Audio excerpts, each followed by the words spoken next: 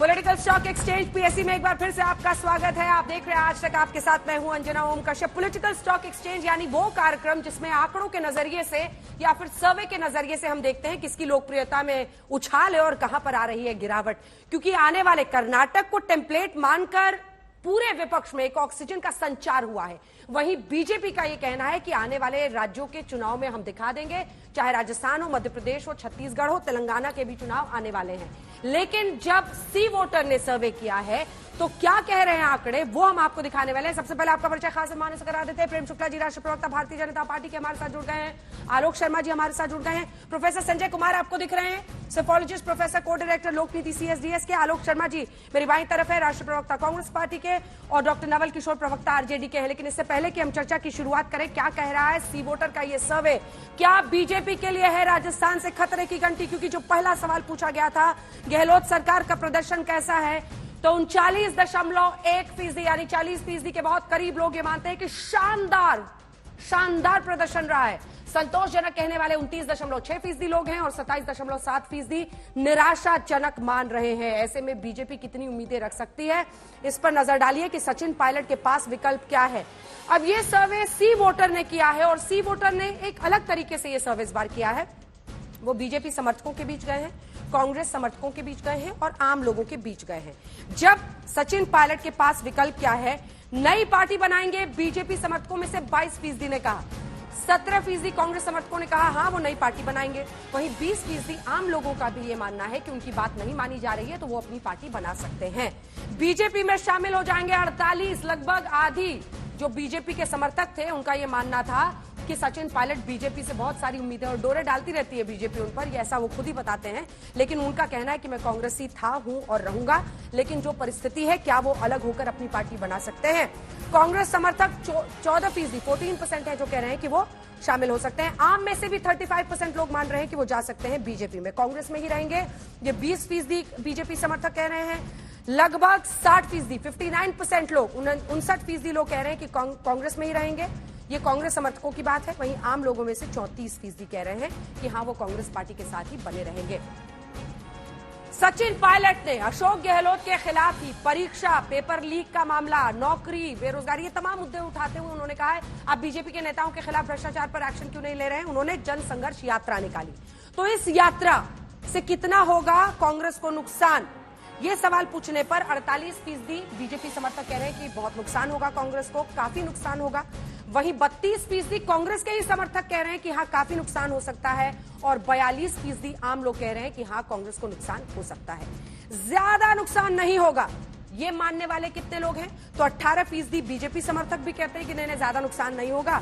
16% कांग्रेस के समर्थक कहते हैं नहीं नुकसान नहीं होगा। वहीं 18% आम लोग भी कह रहे हैं कि नुकसान नहीं होगा, कोई नुकसान नहीं होगा। ये कहने वाले 20 कांग्रेस समर्थकों में से 45 और 29% आम लोग कह रहे हैं कि कोई नुकसान नहीं होने वाला है। बीजेपी का चेहरा कौन, ये सवाल भी हमने लोगों से पूछा है। तो देखिए सी वोटर ने दरअसल पूछा है, सी वोटर ने अपने सर्वे में बीजेपी समर्थक, कांग्रेस समर्थक और आम लोगों से पूछा है। वसुंधरा राजे को सबसे ज्यादा पॉपुलर चेहरे के तौर पर बीजेपी, कांग्रेस और आम लोग 38, 37 और 37% मानते हैं कि वसुंधरा राजे ही सीएम का चेहरा होना चाहिए। गजेंद्र सिंह शेखावत दूसरे नंबर पर हैं 18, 12 और 15% पर। बीजेपी समर्थक 18%, 12 कांग्रेस और 15 आम लोग। वहीं सतीश पुनिया के नाम पर 11% बीजेपी समर्थक, 9% कांग्रेस समर्थक, 11% आम लोग, यानी 37% लोग ये मानते हैं, आम लोग की बात मैं कर रही हूं, कि वसुंधरा राजे को ही सीएम का चेहरा राजस्थान में बनाना चाहिए। अब जो अगला सवाल, मोदी गहलोत के दोस्ताना बयान के मायने क्या है। कई बार आपने देखा होगा प्रधानमंत्री नरेंद्र मोदी और अशोक गहलोत के दोस्ताना बयान, पीएम ने भी उनकी प्रशंसा की है और गहलोत भी कई बार कर देते हैं। हालांकि बाद में पार्टी के दबाव में आकर वो फौरन पलट भी जाते हैं। लेकिन इसमें देखिए क्या मामला हो रहा है, बीजेपी में शामिल होंगे। जब ये सवाल पूछा गया है तो 28% बीजेपी समर्थक, कांग्रेस समर्थक 18%, आम लोग 24%। वहीं सिर्फ शिष्टाचार का बयान है, 58% बीजेपी वाले कह रहे हैं, 65% कांग्रेस वाले कह रहे हैं और 61% आम लोग कह रहे हैं। गहलोत और राजे के बीच साठगांठ वाले पायलट के आरोपों पर क्या है लोगों की राय। कहा था सचिन पायलट ने कि सोनिया गांधी नहीं, उनकी हाईकमांड वसुंधरा राजे है। गहलोत पर उन्होंने बड़ा आरोप लगाया था इस साठगांठ में कितना दम देखते हैं लोग। तो 51% बीजेपी समर्थक, 42% कांग्रेस के भी ये समर्थक मानते हैं कि दोनों के बीच साठगांठ है। आम लोग 47%, ये आंकड़ा बहुत कुछ कहता है। वहीं नहीं कहने वाले 23, 27 और 24% हैं। अब आ जाते हैं मध्य प्रदेश पर, क्योंकि यहां पर शिवराज सरकार पर लोगों की राय क्या है, क्योंकि यहां पर भारतीय जनता पार्टी के लिए कम से कम सी वोटर के सर्वे में थोड़ी सी अच्छी खबर आती हुई दिखाई दे रही है। तो जब शिवराज सिंह चौहान के कामकाज पर लोगों की राय मांगी गई तो पूरी तरह संतुष्ट कहने वाले लगभग 40% हैं, 39.7। वहीं एक हद तक संतुष्ट कहने वाले 26.9 यानी लगभग 27% के आसपास हैं। वहीं बिल्कुल संतुष्ट नहीं 31.7% लोग दिखाई देते हैं।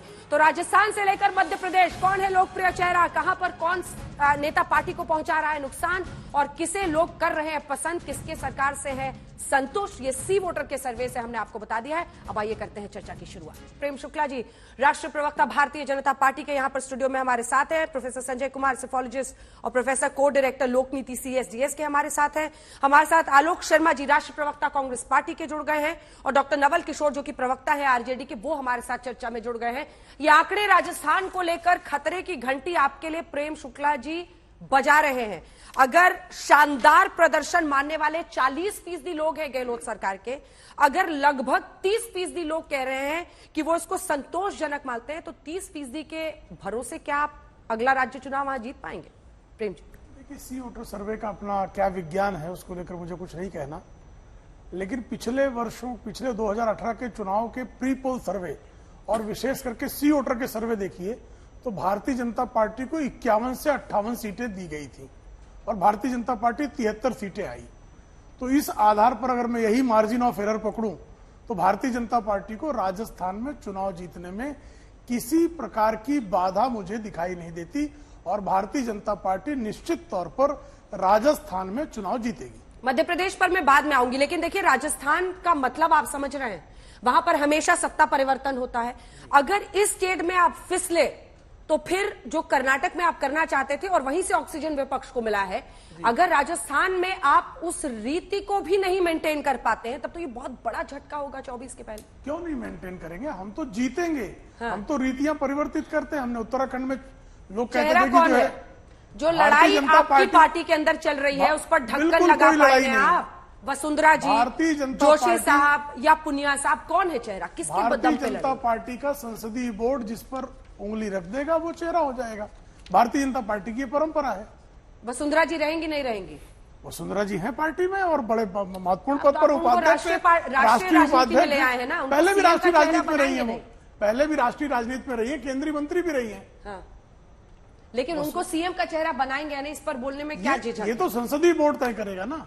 भारतीय जनता पार्टी का प्रवक्ता ये निर्णय नहीं लेता। आलोक जी, ये जो निर्णय लेता है फोरम, वहां होगा निर्णय। वहां की हमेशा ये रीत रही है और यही वो कोशिश कर रहे थे कर्नाटक में, वो फेल हुए। सत्ता को वो परिवर्तित कर देते हैं। फिर भी कैसे आपको लग रहा है? देखिए, मुझे लगता है कि राजस्थान में जिस तरह के काम हुआ है, गहलोत सरकार ने जो वायदे किए थे आने से पहले, उसमें खास तौर पर जो किसानों का ऋण माफी का मुद्दा था और दूसरा बेरोजगारी भत्ता, और हमने कहा था 500 रुपए में हम सिलेंडर देंगे, 500 रुपए में सिलेंडर भी दे रहे हैं। हमने कहा था 100 इंग्लिश मीडियम के स्कूल बनाएंगे, 100 के 100 हमने स्टार्ट कर दिए। इंदिरा रसोई अपने आप में एक अनूठा प्रयास था, पूरी तरह से सफल रहा। खेलो राजस्थान, मुझे लगता है कि जिस तरह से स्पोर्ट्स को बढ़ावा दिया गया, और आज हालत यह है कि इकोनॉमी में राजस्थान जीडीपी ग्रोथ रेट में सेकंड नंबर ये वाला आंकड़ा देख रहे हैं आप, सचिन पायलट 48% बीजेपी के समर्थक कह रहे हैं कि वो बीजेपी में शामिल होंगे। अभी तक आप उनको मना नहीं पाए हैं। पूरी जो यहां पर बैठक हुई सर, उसके अंदर की बात तो यही है कि सचिन पायलट अभी माने नहीं है। प्रेस कॉन्फ्रेंस में इन सबको बोलना था, लेकिन वेणुगोपाल जी बोलकर वहां से निकल गए कि मिलकर काम करेंगे। सचिन पायलट क्या आप लोगों के लिए सबसे बड़ी फांस नहीं बन गए? देखिए, बिल्कुल भी फांस नहीं है, और बीजेपी में तो कहूंगा कहीं ना कहीं आंकड़ों में दिक्कत है। बीजेपी तो चाहेगी 100% वो ज्वाइन कर जाएं, 48% क्यों? ये तो बीजेपी को और आंकड़ा बढ़ाना चाहिए, लेकिन वो न कहीं जा रहे हैं और वो पूरी तरह से गहलोत साहब के साथ कंधे से कंधा मिलाकर चुनाव लड़ेंगे। और मैं इसमें एक छोटी सी बात कहना पाऊंगा कि यहां पर जो आंकड़े आ रहे हैं, इनका टोटल भी सबका, किसी का 89 है, किसी का 90 है, किसी का 84 है, इसमें पूरा फ्लॉ है। कहीं ना कहीं जो आप तो प्रेम जी के सर्वे मन हैं, की बात बोल रहे नहीं हैं। एक मिनट सर, एक मिनट मैम, एक मिनट, इसमें कहीं ना कहीं उनका नई पार्टी बनाएंगे 22% लोग कह रहे हैं, बीजेपी में शामिल होंगे, ये तो खुद स्वयं उन्होंने अपने पत्ते नहीं खोले। लेकिन काफी नुकसान कहने वाले 32% कांग्रेस समर्थक है जो कह रहे हैं कि उनके जन संघर्ष यात्रा से आपकी पार्टी को नुकसान होगा। ये कांग्रेस समर्थक कह रहे हैं 32%। देखिए 32% लोग कह रहे हैं ज्यादा नुकसान नहीं होगा, 16% इसमें आंकड़ा आया, 45%, इन तीनों का टोटल भी 93% है। मुझे लगता है आंकड़े जो हैं कहीं ना कहीं टेलीफोन पे घर पे बना दिए गए हैं इन्होंने, और कहीं ना कहीं इसमें लूप होल्स हैं। फिर भी मैं कहूंगा सचिन पायलट जी हमारे बड़े लीडर हैं, मजबूत लीडर हैं, और वो पूरी तरह से जिस तरह से उन्होंने अभी खड़गे साहब और राहुल गांधी जी के साथ मिलकर जो हमारा तय हुआ है, उसमें मुझे लगता है पूरी तरह से वो चुनाव में तूफान की तरह चुनाव आलोक जी, प्रचार मैं करेंगे। आपको एक बात कहूं, ये कैमरा सोचिए बंद हो गया जी, एक कैमरा सोचिए आपके सामने का बंद हो गया जी। अब कहिए असल वाली बात, सचिन पायलट माने नहीं है, क्या वो अपनी पार्टी बनाएंगे? आप लोगों को तो पता ही है सचिन पायलट क्या सोच रहे हैं, अब किसी से छिपा थोड़ी है सर। देखिए 2-3 कैमरा बंद है। कोई बात नहीं, कैमरा बंद है, मैं कैमरा बंद मान लेता हूं। अंजना जी, मैं भी राजनीति में हूं बहुत लंबे समय से, अगर उनको ऐसा कदम उठाना होता या मैं उनकी जगह होता तो उस चीज का भी समय निकल चुका है। आज केजरीवाल जी के साथ जाएं, बसपा के साथ जाएं, फलाने के साथ जाएं, बसपा यूपी में खत्म हो गई। लॉजिकली बात करना हूं, केजरीवाल स्वयं आप तिहाड़ से चुनाव लड़ेंगे, मैक्सिमम लोग उनके, तो वहां जाने का भी कुछ नहीं। अपनी पार्टी बनाकर चुनाव लड़ना राजस्थान के इतिहास में कभी सफल नहीं हुआ, चाहे किरोड़ी लाल मीणा रहे हो, चाहे बाकी लोग रहे हो। सचिन पायलट जी कांग्रेस में थे, कांग्रेस में हैं, और हमारी सरकार आ रही है। चलिए, वसुंधरा राजे के नाम पर यह भी बहुत इंटरेस्टिंग डेटा है, इसको फुल फ्रेम एक बार दिखा दीजिए। 38% बीजेपी समर्थक कहते हैं वसुंधरा राजे सिंधिया बेस्ट चेहरा, तो वहीं 37% कांग्रेस के समर्थक कह रहे हैं कि वसुंधरा राजे का चेहरा होना चाहिए। गजेंद्र सिंह शेखावत के नाम पर बहुत कम है, 18-11 आप देख रहे हैं, वहीं पर 12-9 नीचे वाले, लेकिन वहां पर मतलब लगभग 38-37% अन्य लोग भी आप पूछ लीजिए, आम लोग, तो सबसे ज्यादा हाईएस्ट बीजेपी की तरफ से चेहरे के तौर पर वसुंधरा को ही देखना चाहते हैं। लेकिन मध्य प्रदेश के आंकड़े पर आते हुए नवल किशोर जी आपके पास, क्योंकि वहां पर भी शिवराज सिंह सरकार से नाखुश नहीं दिख रहे हैं। 40% के आसपास 39.7 कह रहे हैं कि पूरी तरह संतुष्ट है, एक हद तक संतुष्ट कह रहे हैं लगभग 27%, यानी वहां पर भी मामला ऐसा दिख रहा है कि जो सरकार है उसी के साथ खड़े दिख रहे हैं। क्या इससे एक तो प्री पोल लोगों का अभी दिमाग में क्या चल रहा है, दिसंबर होते होते जब चुनाव होने क्या होगा, उसमें एक फर्क दिखता है। वहीं कर्नाटक का ऑक्सीजन किस हद तक अन्य राज्यों में काम आएगा? देखिए, बहुत महत्वपूर्ण संकेत मिले हैं, या जो दिशा तय किया है कर्नाटक चुनाव ने। आप अभी सचिन पायलट जी की बात कर रहे थे, उसमें भी मैं ये कहना चाहूंगा कि जिस तरह से वहां पे 2 मजबूत नेता कांग्रेस के एक साथ आकर और कांग्रेस को पराजित किए, हमें लगता है कि वह बाकी राज्यों के लिए उदाहरण पेश करेगा। राजस्थान में भी संभवतः वही होगा। और जहां तक मध्य प्रदेश की बात है, सुनने में तो ये भी रहा है कि जो कांग्रेस के एक चेहरा वहां पर थे और जो बीजेपी में चले गए, गांव-गांव घूमकर माफी मांगते फिर रहे हैं। इसका मतलब ये है कि संदेश वहां से या संकेत वहां से मिल रहे हैं कि कांग्रेस वापस बहुत मजबूत तरीके से आ रही है, और तमाम तरह के जितने विश्लेषण आ रहे हैं उसमें भी हमें यही देखने को मिल रहा है। तो मुझे लगता है कि कर्नाटक के बाद जो शुरुआत हुआ है, मध्य प्रदेश, राजस्थान और छत्तीसगढ़ में इसका संकेत मिलेगा। और दूसरा कारण है, और जो सबसे महत्वपूर्ण कारण है, कि जो भारतीय जनता पार्टी का जो राजनीति करने का तरीका है पिछले 9 वर्षों में, उसका भी प्रभाव उस पर दिखेगा। क्योंकि आने वाले वर्ष जो है 2024 वो इससे जुड़ा हुआ है। ये चुनाव जो है जस्ट उनके पहले है, तो जाहिर है कि लोग अपना मन भी बना रहे हैं, और परिवर्तन का जो संकेत मिल रहा है वो सिर्फ विधानसभा में नहीं, इसका प्रभाव लोकसभा में भी। ठीक है संजय जी, क्या आप भी ऐसा मानते हैं? क्योंकि अनेकों बार ऐसा हुआ है कि इन दोनों राज्यों में बीजेपी हारी है, लेकिन लोकसभा में आप कल्पना कीजिए राजस्थान में उन्हें पूरी सीटें आ गई थी, नारा वहां था वसुंधरा तेरी खैर नहीं, मोदी तुझसे बैर नहीं। लेकिन 2 प्रश्न मैं आपसे पूछना चाहती हूं। एक तो क्या स्टेट से 24 का रिश्ता है? दूसरी तरफ क्या क्षेत्रीय नेताओं को अगर दमखम दिखाने का मौका बीजेपी नहीं देती है तो फिर राज्य में उनको मुश्किल होगी? बासवराज बोम्मई के खिलाफ नाराजगी पहले से जमीन पर दिख रही थी, जिसको वो काउंटर नहीं कर पाए। 2018 में आप देखें 3 राज्यों में कांग्रेस की जीत होती है, लेकिन जब लोकसभा के चुनाव होते हैं तो लोकसभा के परिणाम बिल्कुल अलग। दिल्ली ऐसा उदाहरण है, उड़ीसा ऐसा उदाहरण है, ऐसे कई उदाहरण हैं।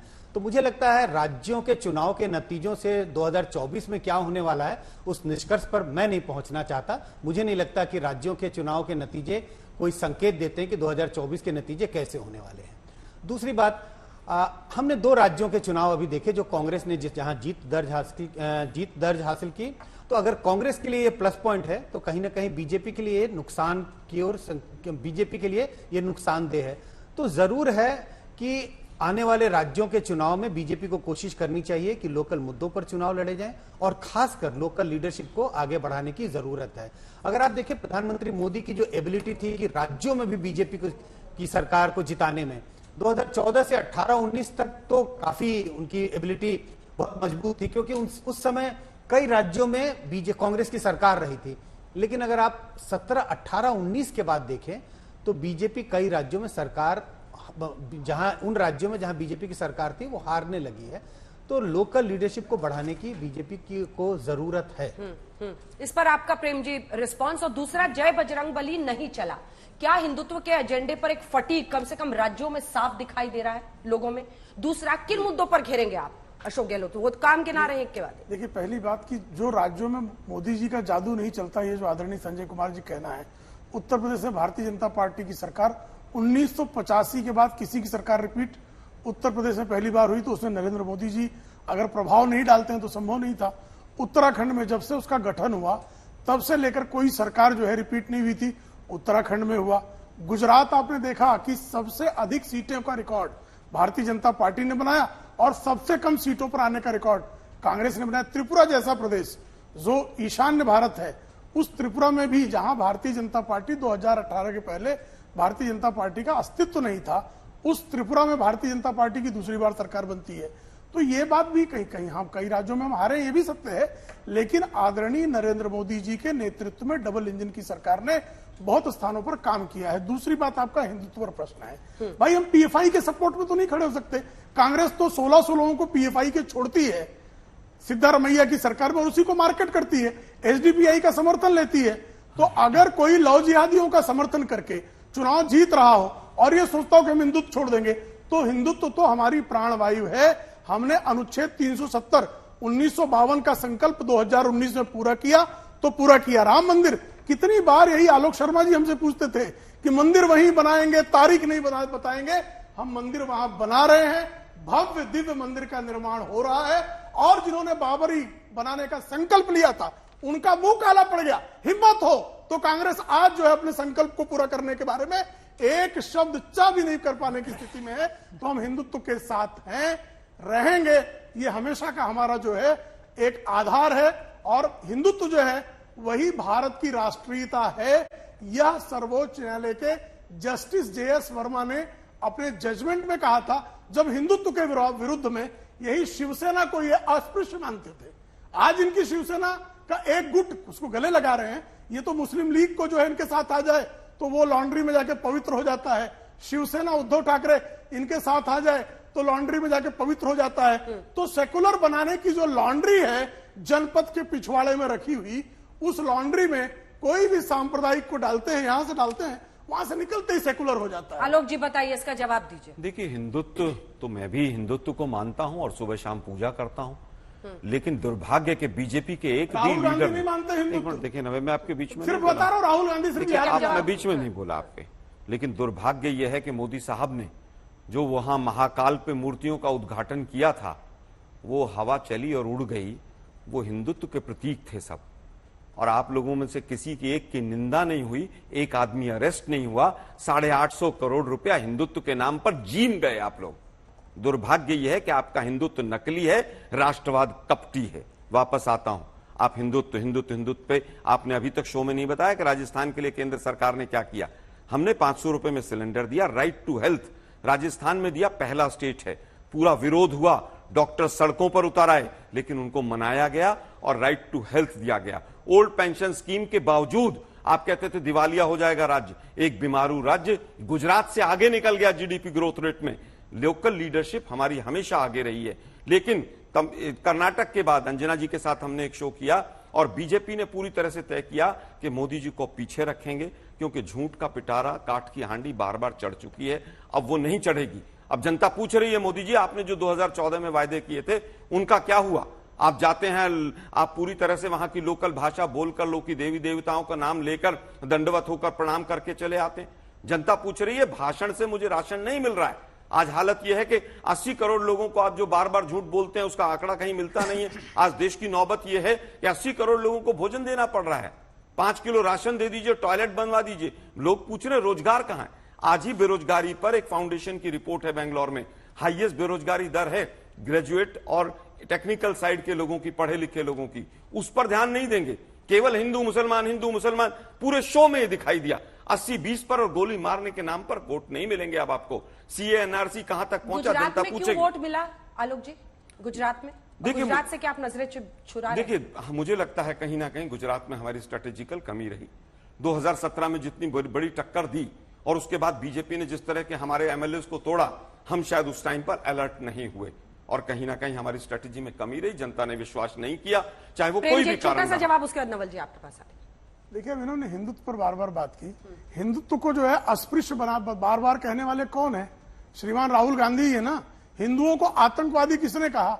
श्रीमान राहुल गांधी और उनकी पार्टी ने ही कहा ना। फिर अभी वो सुशील कुमार शिंदे हमारे मंत्री नहीं है, पी चिदम्बरम हमारे मंत्री नहीं है। आरके सिंह साहब तो बिल्कुल आरके सिंह इनके समय होम सेक्रेटरी थे, इनके समय हमारे पास सबूत है।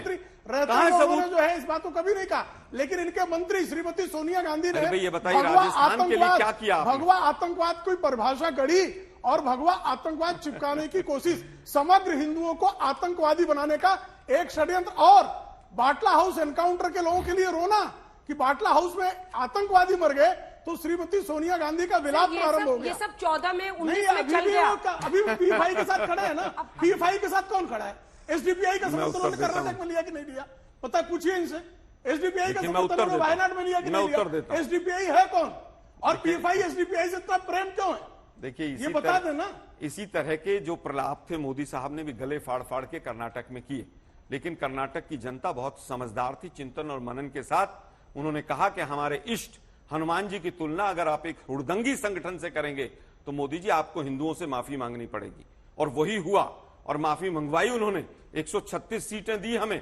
आप लोग बार बार कहते थे ऐसा हो जाएगा वैसा हो जाएगा, आपने सब कुछ किया, हिजाब किया, रामनवमी पे दंगे हुए, सब कुछ हुआ, लेकिन उसके बावजूद कर्नाटक की जनता ने कहा कि नहीं, वास्तव में जो विकास है वो चाहिए। से खुश हैं। अब उसके रामनवमी के भक्तों पर पत्थर मारने पर सोनिया भक्तों की प्रसन्नता की लहर है। वाह भाई, कह रहे हैं हम तो ये कह वाह भाई वाह। ये एक नया हिंदू मारे जाए तो प्रसन्नता कांग्रेस को होती है। हमने नहीं कहा कि हिंदू मारे गए, कौन मारा गया। मैंने कहा रामनवमी पे दंगे तभी होते हैं जब बीजेपी सत्ता में होती है, और वही कहीं ना कहीं दंगे करवाते हैं इसलिए। अरे भाई क्यों नहीं करवाते आप लोग? अच्छा, कितने लोग आपके इन्वॉल्व हैं? अरे कितने लोग इन्वॉल्व हैं? भाजपा सत्ता में। अरे भाई जितने 1988 के दंगे भाजपा सत्ता में थी, 84 के दंगे भाजपा सत्ता में, आरएसएस के लोग। वाह भाई, 84 में आरएसएस के लोग 100 से ज्यादा आरएसएस के लोग आरएसएस में थे। अरे भाई जगदीश टाइटलर कांग्रेस में थे, लेकिन 84 में 100 से ज्यादा आरएसएस के लोग अरेस्ट हुए। शुक्ला जी, गहलोत सरकार के कामकाज में ऐसी क्या कमी है जिस पर आप घेरेंगे? क्योंकि नहीं तो फिर सिर्फ हिंदुत्व पे और इसी पे फिर बहस हो जाएगी। बलात्कार का सबसे बड़ा प्रदेश कौन सा बना? सबसे अधिक बलात्कार कहाँ है? राजस्थान में है। आज भी राजस्थान एनसीआरबी का आंकड़ा देख लीजिए। सबसे दिखाइए एनसीआरबी का आंकड़ा राजस्थान है उसमें, दिखाइए ना, चेक कर लीजिए, दिखाइए, लाइक क्यों नहीं? चेक कर लीजिए ना, गलत कह रहे हैं। सही कह अगर पॉपुलेशन वर्सेस फीमेल पॉपुलेशन के वर्सेस रेप की रेशियो देखेंगे तो मध्य प्रदेश। ठीक है, लॉ एंड ऑर्डर अगला मुद्दा, लॉ एंड ऑर्डर एक मुद्दा, अगला मुद्दा क्या? बेरोजगारी के लिए जो है संविदा के शिक्षकों को जो है कंफर्म करना, तो गुजरात में अहमदाबाद तक जो है इनके कार्यालय को घेर कर बैठे थे संविदा कर्मी। संविदा कर्मियों को इन्होंने जो है उनको जो कायम करना था, नौकरियों में परमानेंट करना था, स्थायी तो दिया नहीं इन्होंने किसानों का आज भी जो उनकी खतौनी है आज भी कर्ज से खाली नहीं की इन्होंने। ऐसे एक नहीं 25 इनके ऊपर जो है आरोप लगाए जा सकते हैं और है, सत्य है। और उस सत्य स्थितियों पर बार बार जो है भ्रष्टाचार का आरोप लगाते थे, 5 वर्षों तक लगाया। एक जांच क्यों नहीं कीजिए? बताइए तो सही। आप झूठ थे, अशोक गहलोत झूठ बोल रहे थे, गजेंद्र शेखावत के ऊपर अभी कुछ दिन पहले ही जांच शुरू हुई। 5 वर्षों तक झूठ बोला। राजस्थान गजेंद्र शेखावत के ऊपर जल वाले मामले में अभी जांच शुरू हुई। आप किस तरह से लेकिन आप जो आरोप लगा रहे हैं, करके अब ये जवाब दे दीजिए। और अडानी जी पर आप घेर रहे थे कि मोदी जी की दोस्ती, गहलोत जी की भी है, स्टेज पे दिखे, वो फोटो भी है, बहुत सारी बातें हैं। अगर गहलोत, अंजना जी, 2 चीजें, अगर गहलोत सरकार का काम खराब था जैसा बीजेपी कह रही है, तो 70% लोग इस आंकड़े में कह रहे हैं कि गहलोत सरकार ने बहुत अच्छा काम किया, संतोषजनक काम किया। 70% लोग अगर किसी राज्य में कह रहे हैं 5 साल के बाद, तो बीजेपी को सबक लेना जिस सर्वे चाहिए। खुद अब गलत मैं बताया। आता हूं अडानी पे। खुद को समझे एक मिनट प्लीज भाई, अब मैं आता हूं अडानी पे। अगर अडानी की किसी कंपनी को कहीं पर भी अनड्यू एडवांटेज फेवर दिया हो, हम गहलोत सरकार को कटघरे में खड़ा करेंगे। सबसे पहले मैं सवाल उठाऊंगा, मोदी जी की तरह हमने नियमों को बदलकर उनको एयरपोर्ट नहीं दिए, LIC का पैसा नहीं चढ़वाया, पौने बॉम्बे का 1.5 से 2, अरे भाई है ना सारे क्यों चिल्ला रहे हैं आप, क्यों चिल्ला रहे हैं आप, चिल्लाइए मत। राजस्थान में अडानी का मुद्दा नहीं उठाइएगा ना। 1.5 लाख करोड़ रुपया नहीं हम उठाएंगे, बिल्कुल उठाएंगे, बिल्कुल वो उठाएंगे, बीजेपी फोटो दिखा देगी गहलोत साहब के साथ। बिल्कुल उठाएंगे नवल हम। किशोर जी, ठीक है, मैं और लौट 1.5 लाख करोड़ रुपया LIC का जीन गया अडानी, उस सवाल को भी उठाएंगे। LIC का पैसा हमारा पैसा, ये सोनिया गांधी का ये केवल और केवल मोदी अच्छा, जी की ठीक यारी और मोदी जी ने जिस तरह से अडानी का फायदा किया है, हर मोड़ पर किया है।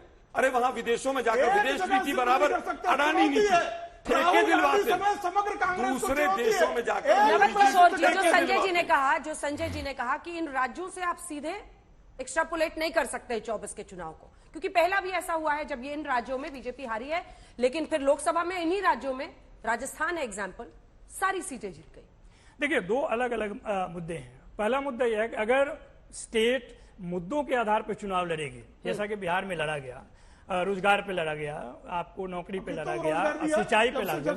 अब आज का रोजगार दिया, आप देखिए, आप सुन लीजिए पहले, संख्या तो बता दें। सुन तो लीजिए पहले। हाँ, संख्या आज का नोटिफिकेशन ताजा देख लीजिए कि 1 लाख, अरे सुनो तो पहले भाई साहब, आप सुनिए तो, आपको थोड़ी मैं कह रहा हूं कि आज का भी नोटिफिकेशन देखिएगा तो बिहार सरकार ने 1,70,000 शिक्षकों का बहाली का नोटिफिकेशन कर दिया। और नियुक्ति पत्र आप चेक कर लीजिए, मैं चेक ही कर रहा हूँ, चेक कर लीजिए। और वो तेजस्वी कहते हैं कि मैं मुख्यमंत्री बनूंगा तब दूंगा, नहीं, जिनको पलटू राम कह रहे थे उनके चरण को जो है 4 धाम। अरे उनके आधार पे तो पूरा बीजेपी की राजनीति है बिहार में, अदरवाइज तो बिहार में भाजपा को लोग भगा देंगे कभी भी। ये आप सुन लीजिए पहले, चोरों को सिर्फ बैठा लेंगे, अरे जिसकी 0 सीट, भाईचारा छोड़, 0 सीट, ऐसे भाईचारा छोड़ है जो केवल दंगा कराते हैं, धार्मिक उन्माद फैलाते हैं। और ये इकलौता दल है विश्व में, सुन लीजिए पहले, विश्व में इकलौता दल है जो कि बिहार में कहता है कि जातीय जनगणना होनी चाहिए और केंद्र में कहता है कि नहीं होनी चाहिए। ये वही भाजपा है जो कि 2010-11 में संसद में सर्वसम्मति से जो पारित होता है उसमें कहता है कि जातीय जनगणना होनी चाहिए। 18 में उनके गृह मंत्री करते हैं और 21 आते तक कहते हैं कि जातीय जनगणना नहीं होनी चाहिए।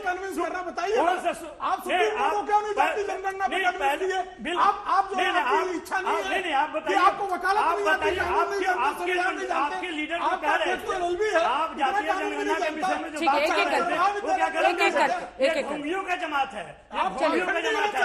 मुद्दों पे हमेशा, मुद्दों पे हम, आपके पास बिहार में कोई एक मुद्दा नहीं है। आप राजद के दबाव में आपके वित्त मंत्री ने बिहार में जाकर कहा 19 लाख रोजगार देंगे। आप बताइए 19 महीने में। अच्छा ठीक है संजय जी, सचिन पायलट का एक बयान जिसमें वही बीजेपी का, मतलब जो बीजेपी को मुद्दे उठाने चाहिए, वो कह रहे हैं मैं तो यूथ के मैटर उठाता रहूंगा। आलोक जी के सारे मतलब जितने भी अभी तक उन्होंने दावे किए हैं गलत है, वो अभी भी नाराज हैं। परीक्षा, पेपर लीक, एग्जाम कैंसिल, नौकरी की बात आती है तो वो सब मेरी प्रायोरिटी है। अगर ये लोग मेरी प्रायोरिटी नहीं होगी तो और क्या होगी, किसी को समझना नहीं चाहिए कि हमने हाथ रखनी छोड़ दी है। मैं अपनी बात पर कायम हूं, यूथ हमारी पार्टी की प्रायोरिटी रहनी चाहिए। सचिन पायलट, वो डेटा भी दिखाइए और सचिन जी की तस्वीरें भी दिखाइए। क्या सचिन पायलट कांग्रेस को नुकसान पहुंचा सकते हैं अभी से रन अप टू इलेक्शंस में? बिल्कुल नुकसान पहुंचा सकते हैं। ये तो कल्पना करना कि सचिन पायलट फायदा पहुंचाएंगे कांग्रेस को अगर कांग्रेस से बाहर चले जाएं, तो ये तो परिकल्पना भी नहीं करनी चाहिए। सवाल ये है कि सचिन पायलट अगर कांग्रेस छोड़ के बाहर निकलते हैं, उनके पास क्या विकल्प हैं, और अगर वो अलग अलग विकल्पों का सहारा लेते हैं तो वो कितना नुकसान पहुंचाएंगे। सवाल नंबर पहला, अगर सचिन पायलट क्या बाहर निकलते हैं, अपनी पार्टी बनाते हैं, तो कांग्रेस को कितना नुकसान पहुंचाएंगे। मुझे लगता है नुकसान पहुंचा सकते हैं, लेकिन ऐसी स्थिति नहीं है कि सचिन पायलट अपने दम पर चुनाव जीत सकते हैं।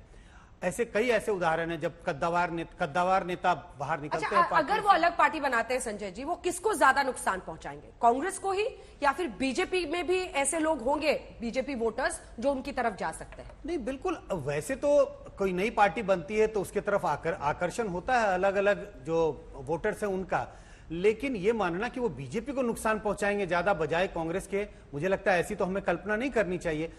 बहुत हद तक वो नुकसान कांग्रेस को करेंगे। वो कांग्रेस छोड़कर जा रहे हैं, उनके साथ कुछ एमएलए जाएंगे, कांग्रेस के कुछ कार्यकर्ता और उनके कुछ वोटर्स भी होंगे, तो वो नुकसान कांग्रेस को पहुंचाएंगे। बहुत मामूली तौर पे बीजेपी के वोटर भी शायद उनके साथ चले जाएं, ऐसे वोटर जो दोनों पार्टियों से कहीं ना कहीं कुछ नाखुश दिखाई पड़ते हैं, या उन्हें लगता है कि कोई परिवर्तन का दौर आ रहा है, भले वो दौर आए या ना आए, शायद उनके साथ जा सकते हैं। लेकिन नुकसान सिर्फ कांग्रेस को ही होगा, कांग्रेस को ही नुकसान होगा। आलोक जी वो कह रहे हैं पेपर, परीक्षा लीक और नौकरियों की परेशानी, युवाओं के मुद्दों को वो उठा रहे हैं राजस्थान में आपकी सरकार के खिलाफ। मुझे लगता नुकसान कैसे नहीं होगा? पेपर लीक, अब ये सब राहुल जी और खड़गे जी की मीटिंग के बाद की उनकी बातें हैं सचिन जी। मैं समझता हूं ये बातें तो आज भी हैं, कल भी थी और कल भी रहेंगी। युवाओं की बात अगर कोई भी कांग्रेस का लीडर नहीं करेगा तो क्या बीजेपी वाले करेंगे? हमारे लीडर्स तो युवाओं की और जॉब्स की बात करेंगे। जिस तरह से पेपर लीक की उन्होंने बात उठाई, गहलोत साहब के खिलाफ बोल रहे हैं प्रभु, देखिए कहाँ ऐसा नहीं, मैं फिर कहूंगा गहलोत साहब के खिलाफ नहीं, वो अगर युवाओं का मुद्दा उठा रहे हैं तो कांग्रेस की नीति की बात कर रहे हैं। वो पेपर लीक के मामले में राजस्थान एक ऐसा पहला राज्य है, पेपर लीक हर राज्य में हुए कि एक बार लीक हुआ तो पूरी बिल्डिंग गिरा दी गई, पूरे परिवार को अरेस्ट किया गया, दोबारा पेपर लीक करने की हिम्मत नहीं हुई। बुलडोजर से गिराया था? बिल्कुल बुलडोजर से गिराया था। आप उत्तराखंड के नक्शे कदम पे चलने लगे। उत्तराखंड में ऐसा नहीं, ऐसा ना ऐसा नहीं था। देखिए उत्तराखंड में भी 5 बार 6 बार पेपर लीक हुआ, मैक्सिमम लोग बीजेपी के अरेस्ट हुए उसके अंदर, यहां पर ऐसा नहीं था। और अगर फिर भी कहीं सचिन भाई को कोई दिक्कत होगी तो कांग्रेस पार्टी उनके साथ खड़ी है। दूसरी चीज, किसको नुकसान होगा, किसको फायदा? छत्तीसगढ़ के जो सबसे बड़े बीजेपी के लीडर थे, जो शायद सीएम चेहरे हो सकते थे, वो छोड़कर कांग्रेस में आ गए। मध्य प्रदेश में भगदड़ मची हुई है, जो हमसे छोड़कर गए थे वो वापस आना चाहते हैं और बीजेपी की एक बड़ी जमात आना चाहती है। 12 से 13 एमएलए राजस्थान के कांग्रेस में ज्वाइन करना चाहते हैं, बड़े बड़े लीडर्स, और बीजेपी के जो बड़े बड़े लीडर्स हैं वो अपनी सीट को छोड़ना चाहते हैं। राजस्थान में बीजेपी 20 गुटों में बटी हुई है, कोई जोधपुर में बैठा हुआ है, कोई कोटा में बैठा है, कोई आमेर में बैठा है। मुझे लगता है कि जिस तरह से बीजेपी के टुकड़े हैं राजस्थान में, 40 का आंकड़ा बीजेपी पार नहीं करेगी, और वो भी शहरों की सीटों पर जहां पर वो परंपरागत तौर पर मजबूत है। राजस्थान में किसान, युवा, महिला पूरी तरह से कांग्रेस पार्टी के साथ हैं। हमारी नीतियां उनके साथ रही हैं 5 साल। उन्होंने देखा है कि मोदी जी आते हैं, केवल भाषण देते हैं, चले जाते हैं। गहलोत जी काम करते हैं, हमारे बीच में रहते हैं। हिमाचल हो, राजस्थान हो, परीक्षा, पेपर लीक और ओपीएस पर बीजेपी का स्टैंड, क्या आप लोगों को इसकी गंभीरता समझ में आ रही है कि ये आपके लिए गले की फांस है? हिमाचल के नतीजों ने दिखाया। अभी इन्होंने इतने बड़े बड़े दावे किए। उत्तर प्रदेश में गए थे तो कह रहे थे कि हम सरकार बना लेंगे, 2 सीट पाए। ये गुजरात गए थे, आप ही के शो में 125 सीट बता रहे थे, कितनी सीट पाए? 16 सीट पाए। और पेपर लीक एक बार नहीं हुआ राजस्थान में जी, 8-8, 9-9 बार। ऐसा कोई पेपर है ही नहीं है जिसका लीक नहीं होता। एक बार नहीं, 9-9 बार, 8-8 बार हुआ है, 8-8, 9-9 बार हुआ पेपर लीक। पायलट जी को फोन कीजिए, अभी बताइए उनको। पायलट जी को, आलोक जी पायलट जी को फोन कीजिए, मैं बताता हूँ। पायलट जी को संभालिए जल्दी। तीसरी बात, अंजना जी मैं बता, पेपर लीक पे आपको हम जो है, जो अनऑर्गेनाइज सेक्टर के मजदूर है ना, उनको भी आदरणीय नरेंद्र मोदी जी की सरकार पेंशन देती है। 50 लाख जो अनऑर्गेनाइज सेक्टर के मजदूर हैं उनको भी पेंशन मिल रही है। तो हम तो हर गरीब गुरबा को साथ लेते हैं, और वहां का जो आर्थिक स्वास्थ्य है वो भी बेहतर बना रहे। ये स्थिति हम पैदा करते हैं हमेशा। आप इनकी स्थिति देख लीजिए। ये हिमाचल में है महंगाई कम करने, आते ही डीजल पेट्रोल का भाव बढ़ा दिया। इतनी तो महंगाई कर, अब इन्होंने बेरोजगारी की बात की। इस सप्ताह एक आंकड़ा है ईपीएफओ का, 1.39 करोड़ लोगों को, 1.14 से लेकर अभी तक जो 2 करोड़ प्रतिवर्ष बोले थे, उसका हिसाब तभी डालता है जो किसी को एम्प्लॉयमेंट देता है। और आप मुझे राहुल गांधी की गारंटी, कांग्रेस पार्टी की गारंटी कि आपके लिए अब हेडेक है? नहीं, मेरी बात तो, क्योंकि हर राज्य में वो ऐसी गारंटी लेकर आई है। बात तो 6.5 करोड़ लोगों को ईपीएफओ में रजिस्टर किया जाता है 70 वर्षों में। 1.39 करोड़ लोगों को ऑर्गेनाइज सेक्टर में रोजगार 1 साल में मिलता है। ये कह रहे हैं बेरोजगारी बढ़ी हुई है। भाई ग्राम इलाकों में आप जो है मजदूरी के लिए, किसानों की मजदूरी के लिए मजदूर नहीं मिल रहे। ये स्थिति है। क्यों? क्योंकि लगातार जिस तरह से मकान बने हैं, जिस तरह से सड़कें बनी है, जिस तरह से जल संसाधन का निर्माण हुआ है, जिस तरह आज 11.8 करोड़ लोगों के घर में सीधे हर घर नल से जल पहुंच रहा है, तो रोजगार का सृजन नहीं होगा। 3.5 करोड़ अगर मकान, 3.8 करोड़ अगर मकान बनते हैं तो उससे रोजगार का निर्माण नहीं होगा। सबसे तेज गति से सड़क बन रही, रोजगार का निर्माण नहीं हो रहा। 72 एयरपोर्ट बन गए, रोजगार का निर्माण नहीं हो रहा। तो रोजगार क्या इटली वाले आके बना के जा रहे हैं रात में? ठीक है आलोक जी, नहीं, जवाब नहीं, दीजिए। और परीक्षा पेपर लीक नौकरी पर गहलोत साहब के लिए जवाब आप ही सचिन जी को दे दीजिए फोन करके। देखिए, मुझे लगता है कि जो पेपर लीक हुआ उसके ऊपर जांच भी चल रही है, एक्शन भी लिया गया है और पेपर लीक की गहराई तक जाना होगा, क्योंकि मैं पायलट स्वयं साहब तो कह रहे हैं कि मैं गहलोत जी की एक- साठगांठ एक- वसुंधरा राजे से है। देखिए, सेटिंग हो गई है दोनों। देखिए, वो उनके खिलाफ एक्शन नहीं ले रहे। देखिए, मुझे लगता है इस तरह के आरोप प्रत्यारोप लगते रहते हैं, लेकिन जिस तरह जब से खड़गे साहब के यहाँ पर बैठे हैं उसके बाद से इस तरह का कोई बयान नहीं आया है। दूसरी चीज, एक मिनट अभी बयान दिया है। अंजना जी एक मिनट, वसुंधरा जी का यार मैं बीच में नहीं बोला, प्लीज सुनिए ना भाई, अरे सुनिए ना भाई, 12 बार 12 तो एग्जाम ही, अरे भाई 12 अरे सुनिए ना भाई, कैसे मिलेंगे? सुनिए मैं आ रहा हूं उस पर भी। बीजेपी को छोड़िए, सचिन जी को कन्विंस कर मैं फिर दीजिए। कहूंगा ये पॉलिटिकल स्टॉक नहीं, झूठ एक्सचेंज कितना है बोलते आज हैं, तक का। बता सुनिए रहा ना भाई, बोल लेने दीजिए। पेपर लीक के मूल कारणों पर जाना होगा, क्योंकि मैं स्वयं एजुकेशन से जुड़ा हुआ हूं। केंद्र सरकार को देखना होगा ये पेपर लीक कहीं सर्वर्स जो यूएस में हैं, क्योंकि सब के सर्वर्स यूएस में। सचिन जी को दिल्ली लाइए आप, एक मिनट, उनको बोलिए दिल्ली में प्रोटेस्ट करें। जरूर जरूर, जहां कह रहे पर हैं गहलोत जी के खिलाफ जरूर, करेंगे भाजपा के खिलाफ। अगर उनकी कोई चीज होगी, अगर वो आरोप भी लगा रहे हैं तो भाजपा की नेत्री के ऊपर लगा रहे हैं, और जरूर जांच होगी, सारे काम होंगे। अब वापस आते हैं, इन्होंने कहा इतना रोजगार हो गया। अनऑर्गेनाइज सेक्टर के मजदूर का सुसाइड रेट 47% बढ़ा है। डीजल पेट्रोल आज भी हरियाणा से सस्ता है हिमाचल में। 22 करोड़ लोगों ने रोजगार मांगा, मिला 7 लाख को। 0.03% ये आंकड़े संसद में आपने रखे।